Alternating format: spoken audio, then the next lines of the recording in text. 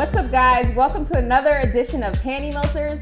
I'm Janeé Bolden, managing editor here at Bossip.com, and I'm joined by Maura Chanz. And we're back for another week of Panty Melters. You've all seen the nominees now. Let's talk about them. I love Steph Curry. I think he is such a family man. And then, granted, he definitely is an MVP. He's an amazing player. And he's really just like the triumphant underdog story. Aisha, I'm not that girl in the stands. Speaking of the girl in the stands, I can't wait for Steph to get caught up. I don't think he would ever get caught up. He's cute and all, but I think I'm gonna go with Malachi Kirby. I saw Roots, and I have to say that the new Kunta Kinte Malachi Kirby is a big upgrade from the last one.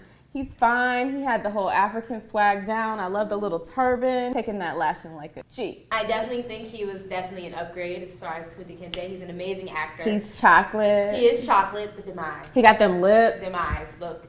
They're kind of startling, just a little bit. And my second favorite would probably be John Legend. He actually stood for what he believed in. He argued against Piers Morgan after Muhammad Ali died. It was nice to see John Legend and Chrissy Teigen step up. Chrissy, you got a good man. Definitely.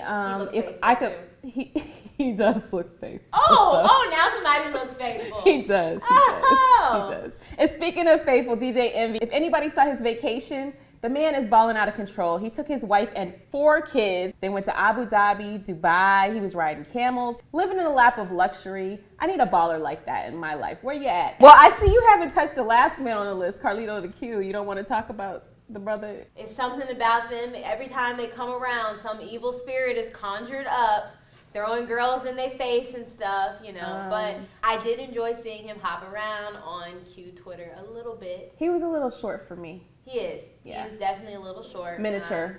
He's a little average. He's a miniature melter.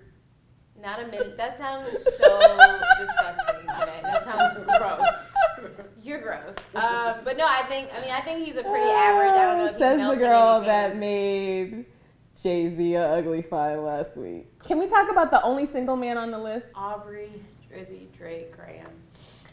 I've honestly thought he was attractive forever, and then honestly, he's like wine. He is just getting better with time. The hairline, the body, the clothes. I mean, honestly, Drake is a great package. Besides that, he kind of was talking about his thought ways on Ellen. I was a little like... He talks about his thought ways all the time. He's a little self-absorbed. But what I do like about him this week is he had the balls and the audacity to step to Diddy on a track. You know Diddy don't play that. He might get hit with a chair in the head. Well, not everyone can be classically attractive. We all know. But there's always some aspects of a man that might make him find a somebody. Maura happens to be the expert in this department, so I'm going to let her talk about the ugly find of the week. Thanks, Janeé. Now for my favorite segment, Ugly Find. This week's Ugly Find contender, we have my fave, Marshawn Lynch. Now, a lot of people would not think he is traditionally attractive, but think about his wisdom. I mean, you know, I'm gonna get got, but just as long as I get mine, more than I get got, though. And then the way he says, we was right at Taco Bell, and I couldn't even get no motherfucking quesadilla. I mean, and then the locks. And he's a great football player. He's the realest out there. I mean, overall, Marshawn Lynch is definitely more fine than he is ugly. But, you know, put them together, we have a great ugly find contender. Thanks, Maura. There's no disputing beast mode is definitely a melter. Call us Marshawn. We want Call you. Janeé. Call Janeé.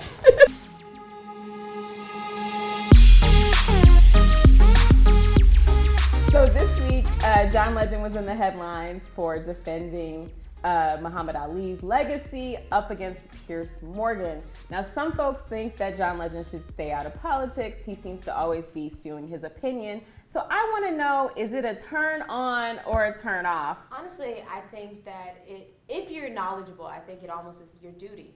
I feel like everyone has the right to talk about things. Some people, you know, Azalea Banks, things like that, come off a little ignorant. But John Legend honestly hits it right on the nail. I just think he's just great. He's extremely intelligent.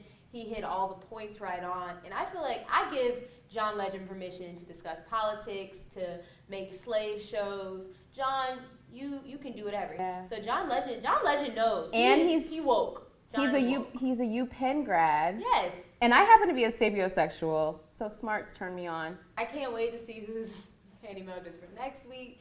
hopefully there are not a ton of married men. I feel so guilty. I'm going to go do all my Hail Marys because, you know, that's just awful talking about all these married women. Listen, all we're doing to the wives, we're not trying to take your husbands. We just appreciate the things that they do for you and the finer things in your life. Thanks, you guys, for tuning in for another episode of Panty Melters. We want to hear from you and hear your thoughts about who should have been a panty melter. If you didn't see yours on the episode today, make sure to vote in the poll below. Yes, vote.